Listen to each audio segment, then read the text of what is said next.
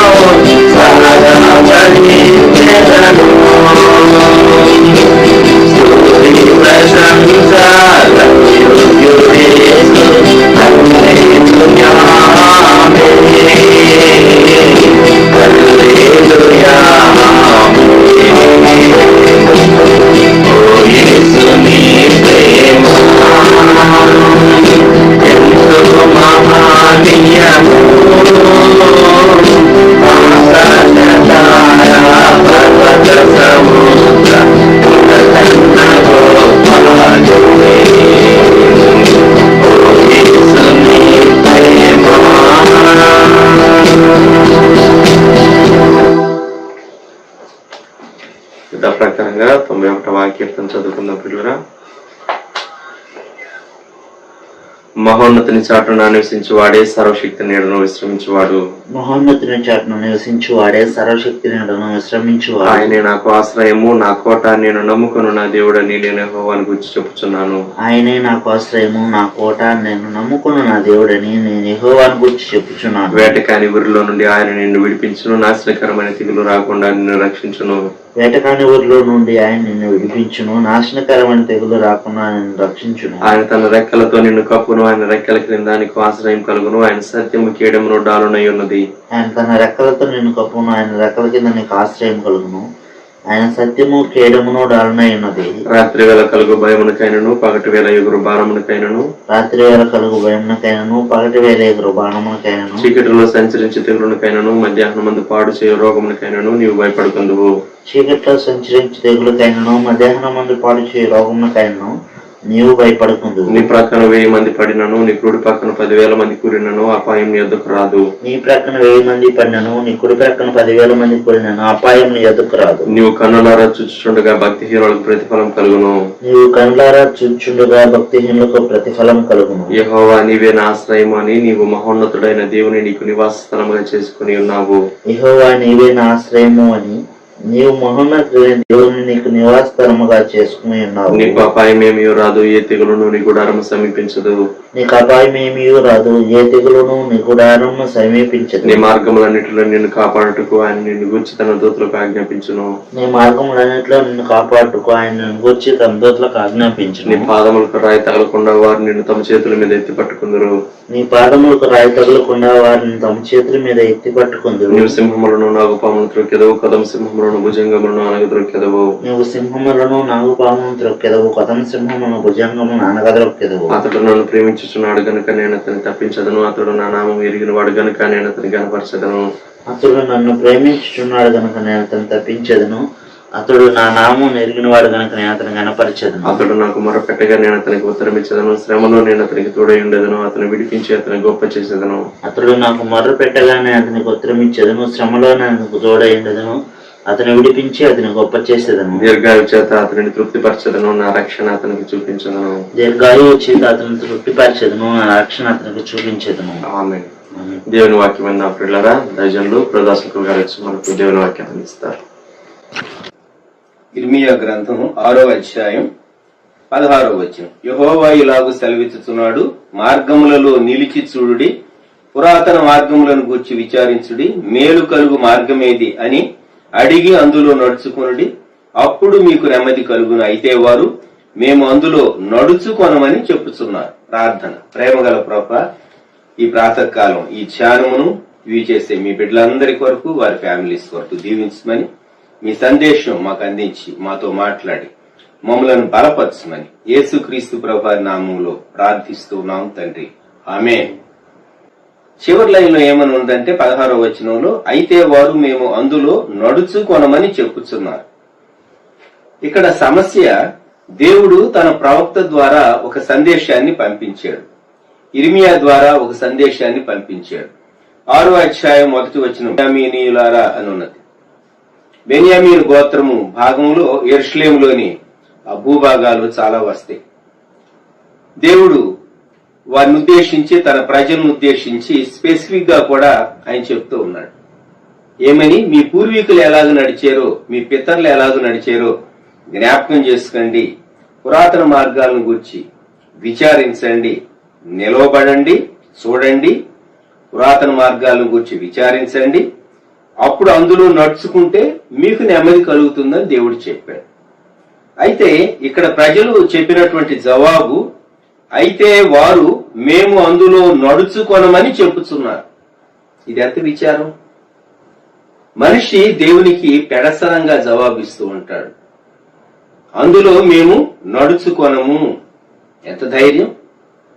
మానవుని ఆయుష్ ఏపాటిది, మానవుని శక్తి ఏపాటిది, మానవుని జ్ఞానం ఏపాటిది, మానవుని బలం ఏపాటిది. ఒక తుఫాను ముందు మనిషి నిలవబడలేడు. అనేక మార్లు టార్పెడోలు, సైక్లోన్స్ ఇవన్నీ వస్తూ ఉంటాయి. ఆ బలమైనటువంటి గాలి, నీరు, వాటి యొక్క తాకిడికి జరిగేటటువంటి నష్టం, ప్రాణ నష్టం, ఆస్తి నష్టం మనం చూస్తూ ఉంటాం పేపర్లో లేక మీడియాలో. మనకేమనిపిస్తుంది? దేవుడు కలుగు చేసినటువంటి ప్రకృతి, దీని శక్తి ముందే మనిషి నిలవబడలేడు, దేవునికి వ్యతిరేకంగా దేవుడు చెప్పిన మాట కాదని ఎదురు నిలవబడగలడా? విచారకరం ఏంటంటే, మనిషి మొండిగా, మూర్ఖంగా దేవుడికి జవాబు చెప్తూ ఉంటాడు. ఏమని? మేము అందులో నడుచుకొనము. ఇతరులు నడిచినటువంటి మార్గము శ్రేష్టమైనటువంటి మార్గం. అది విశ్వాస మార్గము, అది పరిశుద్ధతతో కూడినటువంటి మార్గము. ఆ మార్గాన్ని ప్రేమించి విశ్వసించినటువంటి వారుగా, దేవుణ్ణి విధేయత చూపించినటువంటి వారుగా నడుచుకుంటే వారికి సంతోషం కలిగేది. దేవుడు వారి కొరకు ఉద్దేశించినటువంటి మార్గం అది. అయితే వీళ్ళంటూ ఉన్నారు, మేము అందులో నడుచుకొనము. చాలా స్ట్రాంగ్ గా చెప్పేస్తూ ఉన్నారు. వీరు చిన్నపిల్లలా కాదు, జ్ఞానం కలిగినటువంటి వారు, వయస్సు ఉన్నటువంటి వారు, అనుభవం ఉన్నటువంటి వారు, గతకాల చరిత్ర అంతటినీ ఎరిగినటువంటి వారు. దేవుడు తన ప్రజలతో ఎలాగూ డీల్ చేశాడో వీరు తెలియని వారు కారు, తెలుసు వీరికి. అయితే వీరేమంటూ ఉన్నారు, మేము అందులో నడుచుకోను. మరి ఎక్కడ నడుచుకుంటారు? వీ వాంట్ నావెల్టీ, క్రొత్తదనం కావాలి మనిషికి. We want novelty.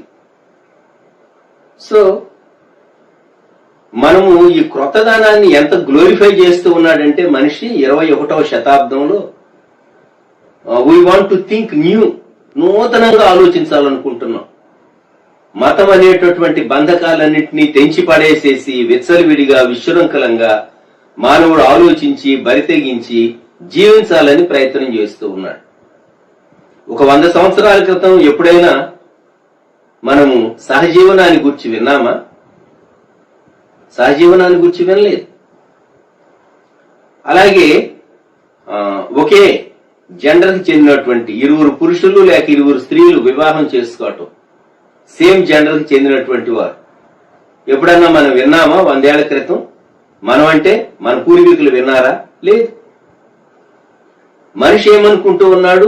మతం అనేది బలహీనులకు, మతం అనేది ముసలి వారికి, మతం అనేది చేతగానటువంటి వారికి, మతం అనేది సైన్స్ తెలియనటువంటి వారికి, విజ్ఞానం తెలియనటువంటి వారికి, మేమేదో గొప్పగా సాధించబోతూ ఉన్నాం, మేమేదో చేయబోతూ ఉన్నాం, మేము నూతనమైనటువంటి విధానంలో ఆలోచించి ఒక విప్లవాత్మకమైనటువంటి మార్పు తీసుకురాబోతూ ఉన్నాం అని ఇర్మియా కాలంలో కూడా ప్రజలు అనుకున్నారు. ఆశ్చర్యం కదా, ఉన్నారు. అందుకే మేము అందులో నడుచుకొనము. పురాతన మార్గములు మాకు అక్కర్లేదు, భక్తులు నడిచిన మార్గాలు మాకు అక్కర్లేదు, మా పూర్వీకులు నడిచినటువంటి మార్గాలు మాకు అక్కర్లేదు అని వీరు జవాబు చెప్తూ ఉన్నారు. మనం ఎంత ప్రమాదకరమైనటువంటి దినాల్లో ఉంటూ ఉన్నాము అంటే మోరల్ సెన్స్, మోరల్ వాల్యూస్ ఎంతగానో థ్రెట్ ఫేస్ చేసేటటువంటి కాలంలో మనం ఉంటూ ఉన్నాం. ప్రియమైనటువంటి వారులారా, దేవుని బిడ్డలైనటువంటి మనం, రక్షణ పొందినటువంటి మనము, రక్షణ పొందటం అనేది ఎప్పుడో వన్ టైం హ్యాపెనింగ్ మాత్రమే కాదు, మన జీవితంలో ఎక్కడో ఒక పాయింట్ ఆఫ్ టైంలో జరిగింది మాత్రమే కాదు, గాని ఆయనతో, యేసుక్రీస్తు ప్రభువుతో భూమి మీద బ్రతికినంత కాలం మనం ఆయనతో కలిసి నడవలసినటువంటి వారంగా, జీవించవలసినటువంటి వారంగా ఉన్నాం. కనుక రక్షణ చాలా విలువైనది. Salvation is very very precious. విలువైనటువంటిది రక్షణ. మన జీవితం కూడా విలువైనది. ఇక్కడ ఇర్మియా గ్రంథం 6వ అధ్యాయంలో 17వ వచనంలో మిమ్మును కాపు కాయుటకు నేను కావలి వారిని ఉంచి ఉన్నాను. దేవుడు ఎంత న్యాయవంతుడండి. ఆ కాలంలో దేవుడు తన ప్రజలతో మాట్లాడటానికి ఇర్మియాను వాడుకున్నాడు, ప్రవక్త అయినటువంటి యెషయాను వాడుకున్నాడు. వీరిద్దరూ తమ కాలంలో దేవుని ప్రజలకు ప్రవచనాన్ని, దేవుని చిత్తాన్ని మోమాటం లేకుండా వారు చెప్తూ వచ్చారు. కొన్ని మార్లు మనం మోమాట పడుతూ ఉంటాం. దేవుడు చెప్పినటువంటి ఒక సత్యాన్ని మనము ఉన్నట్టు చెప్తే మనుషులు ముఖం చిట్లించవచ్చు, ముఖం తిప్పుకోవచ్చు, లేకుంటే వీళ్ళు ఎప్పుడు ఇలానే చెప్తూ ఉంటారని తలంచవచ్చు. కానీ అది వాస్తవం. వాస్తవం.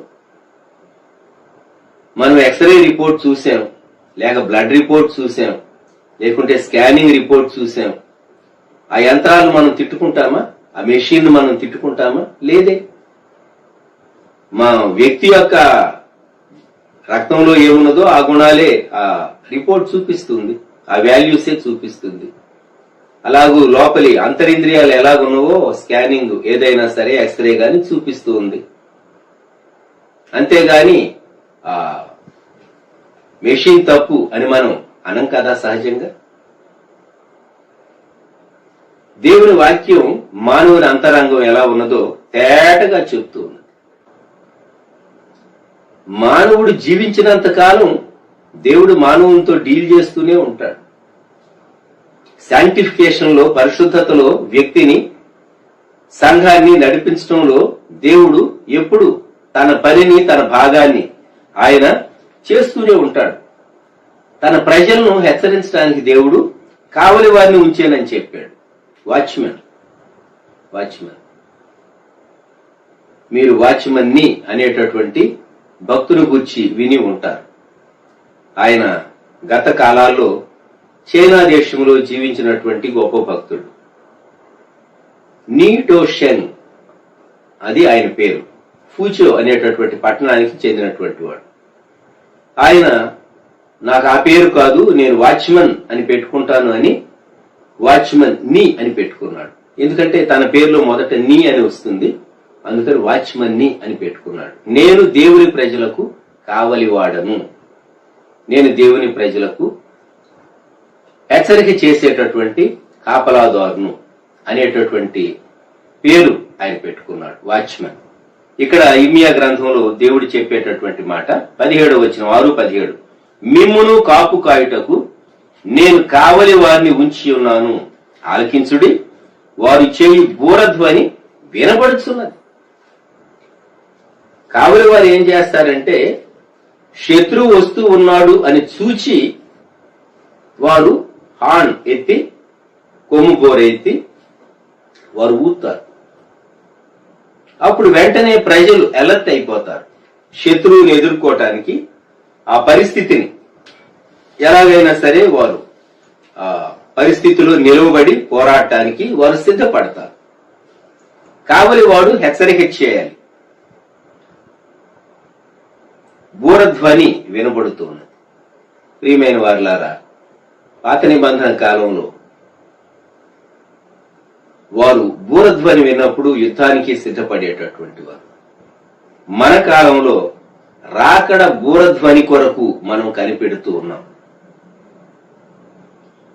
The sound of the trumpet, రాకడ బూరధ్వని కొరకు, ఆఫ్ హిస్ సెకండ్ కమింగ్, రాకడ బూరధ్వని కొరకు మనం కనిపెడుతూ ఉన్నాం. అందుకే భూమి మీద ఇవన్నీ సంభవిస్తూ ఉన్నాయి.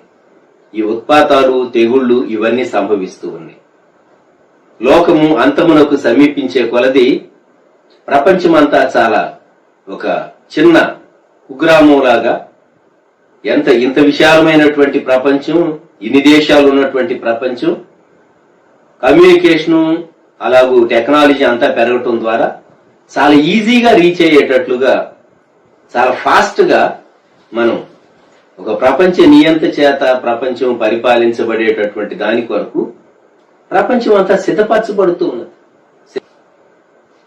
మనము యేసుక్రీస్తు ప్రభు యొక్క రెండవ రాకడ బూరధ్వని కొరకు సంఘము కనిపెడుతూ ఉన్నారు. వారైతే శత్రువు వచ్చేటప్పుడు, శత్రువు వస్తూ ఉన్నాడు, తమను తాము కాపాడుకోవటానికి వారు బూరధ్వని విని వారు సిద్ధపడాలి.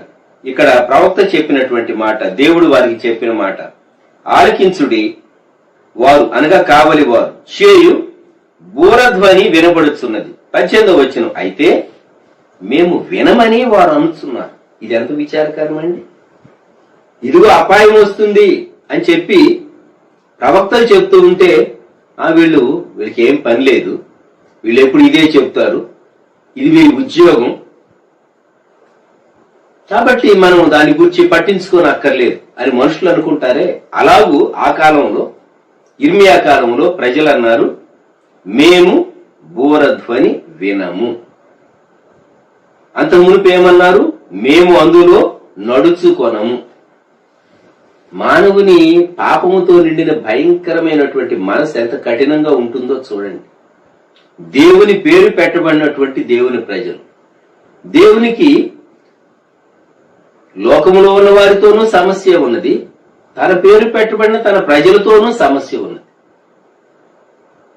ఇక్కడ దేవుడు ఎవరితో మాట్లాడుతూ ఉన్నాడో చూడండి. 18వ వచనంలో, అన్యజనులారా వినుడి, సంఘమ వారికి జరిగిన దానిని తెలుసుకోండి. అన్యజనులారా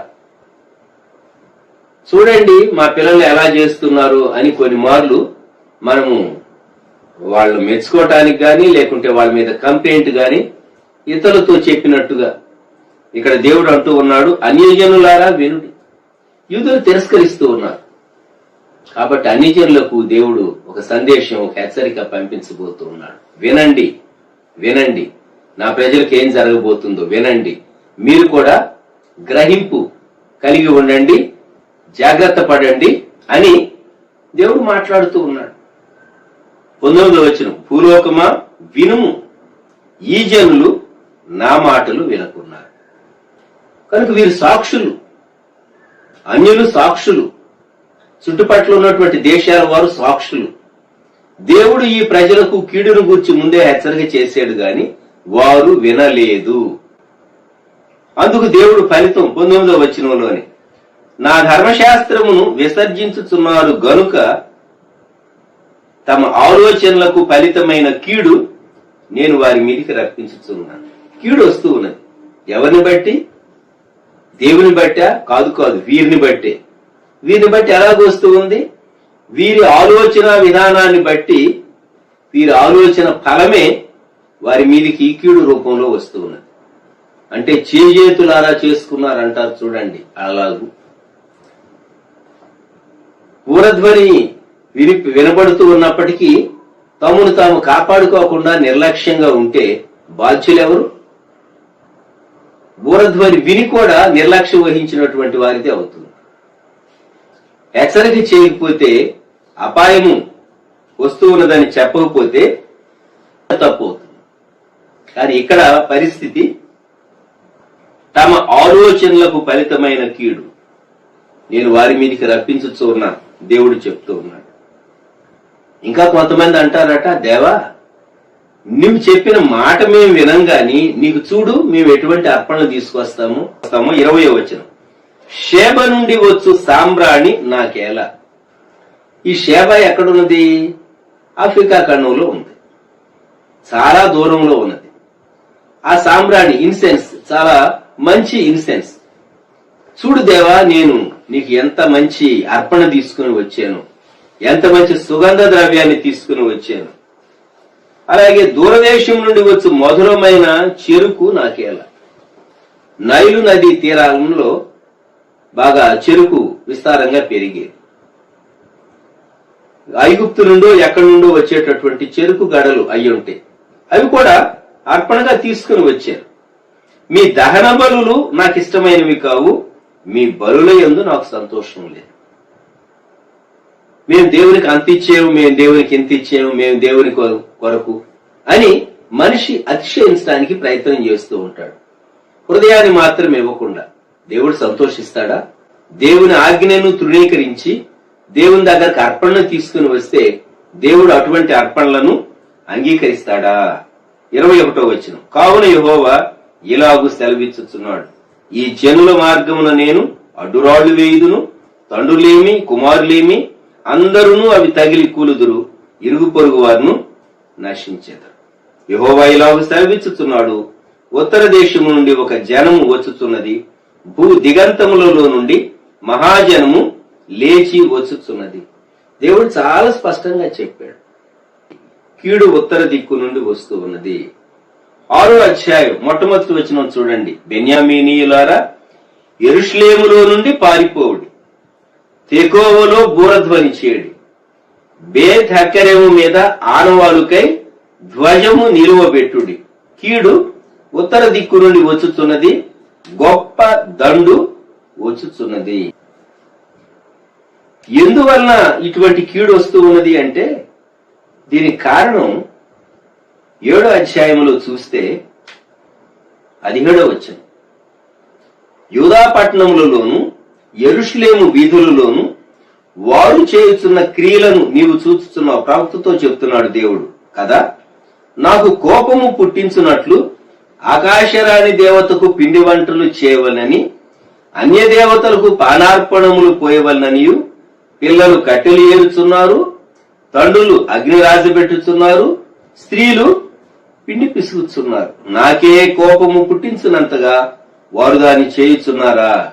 తమకే అవమానము కలుగునంతగా చేయుచున్నారు గదా. ఇదే యెహోవా వాక్కు. ఎంత విచారకరమండి. ఇక్కడ మాత్రం ఎంత యూనిటీ వచ్చిందో భార్యకు, భర్తకు, పిల్లలకు. కొన్ని విషయాలు, మంచి విషయాలు చేయటానికి ఏకాభిప్రాయం, వన్నెస్ రాదు. కానీ ఇక్కడ ఆకాశరానికి ధూపం వేయటానికి భార్య, భర్త, పిల్లలు చక్కగా కలిసి వారు ఏం చేశారు? దేవుని పేరు పెట్టబడినటువంటి దేవుని ప్రజలు చేయతగని కార్యాన్ని వారు ఇక్కడ చేస్తూ ఉన్నందువలన దేవుడు వారి మీదకి కీడు అనిస్తూ ఉన్నాడు. ఇంకా ఈ 7వ అధ్యాయంలో చదివితే చాలా భయంకరమైనటువంటి విషయాలు మనకు కనబడతాయి. ఈ ఇర్మియా గ్రంథం ఇది చదివినప్పుడు మనకు అర్థమయ్యేటటువంటి బేసిక్ ట్రూత్ ఇదే. దేవుడు ఒక కీడు రాకమునుపు ఖచ్చితంగా తన ప్రజలకు ఆయన హెచ్చరిక చేస్తాడు. ఇక్కడ 3 పట్టణాలు ఇర్మియా గ్రంథం 6వ అధ్యాయంలో, యెరూషలేములో ఉన్నవారికి, తెకోవలో ఉన్నవారికి, బేత్ హకెరెములో ఉన్నటువంటి వారి మీదికి, 3 పట్టణాల్లో ఉన్నవారికి దేవుడు హెచ్చరిక చేశాడు.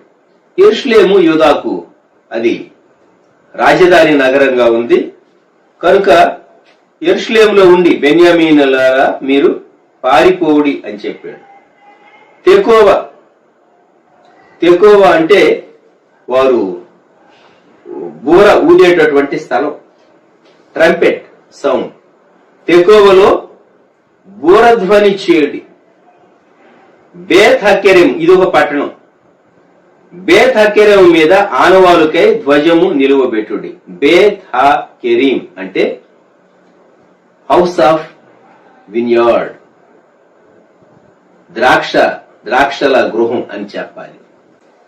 ఇక్కడ దేవుడు తెకోవలోనేమో బూరధ్వని చేయమన్నాడు, బేత్ హకెరెం మీదేమో ఒక జెండా ఆనవాలుగా నిలవబెట్టమన్నాడు, పారిపోమని చెప్పాడు. కారణం, కీడు ఉత్తర దిక్కు నుండి వచ్చుతున్నది, గొప్ప దండు వచ్చుతూ.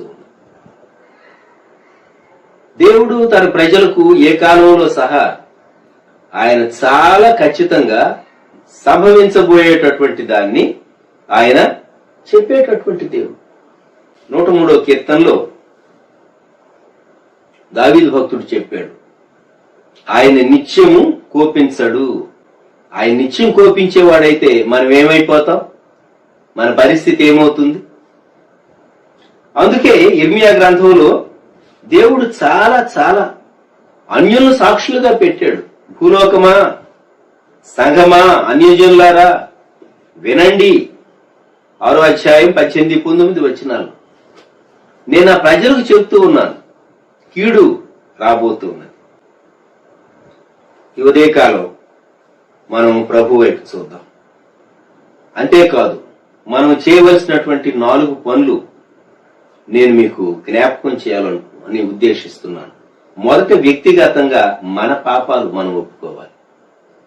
రెండవది, కుటుంబం యొక్క పాపాలు ఒప్పుకోవాలి.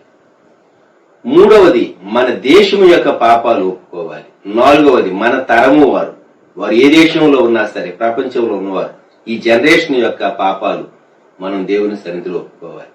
వ్యక్తిగతంగా మన దోషాలు ఏదో మనకు తెలుసు, మన దోషాలను మనం ప్రభు ఎదుట ఒప్పుకుంటాం. రెండోది, మన కుటుంబం యొక్క దోషాలు. యోబు ప్రతి ఉదయం తన కుమారులు కుమార్తెలు ఒకవేళ దేవుని దూషించి పాపం చేసిరేమో అని తాను వారి కొరకు దహన బలి అర్పించేటటువంటి ఆ సంఘటనను మనం జ్ఞాపకం చేసుకుందాం. మన కుటుంబాల కొరకు కూడా మనం ప్రార్థన చేయబోతున్నాం. మూడవది, మన దేశం కొరకు ప్రార్థించాలి. కొన్ని దేశాలకు కొన్ని అలవాట్లు, కల్చర్స్, సంప్రదాయాలు, కస్టమ్స్, ట్రెడిషన్స్ ఎన్నో ఉంటాయి. అవన్నీ దేవునికి ఇష్టమైనవి అని మనం చెప్పలేము. జ్ఞాపకం పెట్టుకోండి, దేవునికి ఇష్టం లేనివి ఎన్నో ఆయా దేశాల్లో సంప్రదాయాలుగా చలామణి అవుతూ ఉంటాయి. అవి కూడాను దేవునికి ఇష్టం లేనివి మనం ఒప్పుకోవాలి. ఆఖరిగా మన తరము ఈ జనరేషన్ జ్ఞానం ఎక్కువై, డబ్బులు ఎక్కువై, మనిషికి స్వాతంత్ర్యం ఎక్కువై, తమ ఆలోచన విధానంలో ఎక్కడికైనా నేను వెళ్ళగలను, చంద్రమండలం మీదే నివాసం ఏర్పాటు చేసుకోవాలని మనిషి అనుకుంటూ ఉన్నాడు. ఇప్పటికే చంద్రమండలం మీద ప్రపంచంలో కొంతమంది స్థలాలు కొనుక్కున్నారని మనం విని ఉంటాం. అటువంటి కాలంలో మనం ఉన్నాం. మనిషి చాలా నూతనంగా ఆలోచించడమే, పురాతన మార్గాలతో నాకు పని లేదు, నేను అందులో నడుచుకొనను, మేము వినము. 16వ వచనం చివరి భాగము, మేము అందులో నడుచుకొనము. 18వ వచనం, మేము వినము. ఇది దేవుని ప్రజలు చెప్పినటువంటి మాట. ఇది వారు మాట్లాడవలసినటువంటి మాట. ఆలోచించండి. దేవుని ప్రజల నోట ఈ మాట తగదు. అయితే వారు చాలా ధైర్యంగా అన్నారు, మేము నడుచుకొనము, మేము వినము. నీ తీర్మానం ఏంటి ఈ ఉదయకాలం? దేవా, నా చుట్టూ ఎంత కీడు వచ్చినా నేను మాత్రం నిన్నే ఆశ్రయిస్తాను, నీ మార్గంలో నేను నడుచుకుంటాను, నీవు చెప్పిన మాటే వింటాను. నా ప్రతి దోషాన్ని, అతిక్రమాన్ని నాకు తెలిసినంత మటుకు నేను నీ ఎదుట ఒప్పుకుంటాను. దేవా, నన్ను మమ్ములను క్షమించు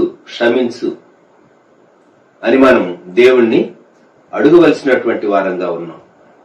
ఇర్మియా గ్రంథం, ఆ గ్రంథం అంతా చదివితే హృదయం చాలా కలత చెందుతాం. దేవుడు చెప్పినప్పుడు వారు వినలేదు.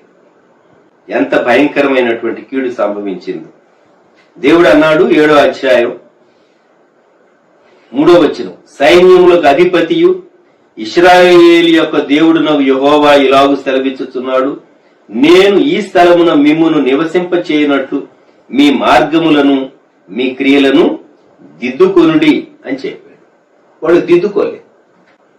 వ్యక్తి తనను తాను స్వపరీక్ష చేసుకోవటం చాలా మంచిది. దేవుని వాక్య వెలుగులో పరీక్ష చేసుకోవటం శ్రేష్టమైనది. మనస్సాక్షిని బట్టి పరీక్ష చేసుకోవటం మంచిది. ధర్మశాస్త్రము ఆజ్ఞల యొక్క వెలుగులో పరీక్ష చేసుకోవటం మంచిది. దేవుని ఎదుట దోషాన్ని, అతిక్రమాన్ని ఒప్పుకోవటం అది దీవెన పొందేటటువంటి మార్గం. తన అతిక్రమాలను దాచిపెట్టేటటువంటి వ్యక్తి వర్తిల్లుడు. దావీదు భక్తుడు చెప్పాడు కదా, వాటిని ఒప్పుకొని విడిచిపెట్టేవాడు కనికరం పొందుతాడు. దేవుని కనికరం కొరకు మనం కనిపెడదాం. దేవుని కాపుదల కొరకు మనం కనిపెడదాం. ప్రార్థన చేసుకుందాం, తలలు వంచుదాం. ప్రేమగల మా పరలోక ప్రభువా, పరిశుద్ధ తండ్రి, ఈ సమయంలో మేము మీ వైపు చూస్తూ ఉన్నాం. మీ కృప మాకు తోడుగా ఉంచి సహాయం దయచేయండి. ఇర్మియా కాలంలో ఇర్మియా, అలాగూ యెషయా ప్రవక్తలు దేవుని జనాంగాలను హెచ్చరిక చేశారు, కీడు వస్తూ ఉన్నదని. కావలి వారినిగా వారిని నియమించి మీరున్నారు. అయితే వారు ప్రవక్తల మాట వినలేదు. పురాతన మార్గములలో భక్తులు తమ పితరులు నడిచినటువంటి మార్గములో నడుచుటకు వారు నిరాకరించారు. అందువల్ల నిశ్చయంగా తరువాతి కాలంలో వారి మీదకి కీడు వచ్చినట్లు మేము చరిత్రలో చూస్తూ ఉన్నాం.